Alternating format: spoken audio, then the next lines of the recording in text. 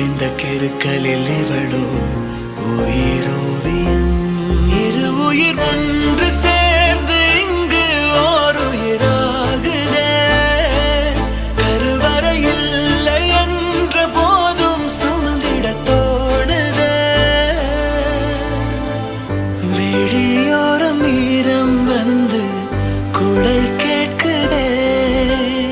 ஆரிரோ ஆராரிரோ இது தந்தையின் தாலாட்டு.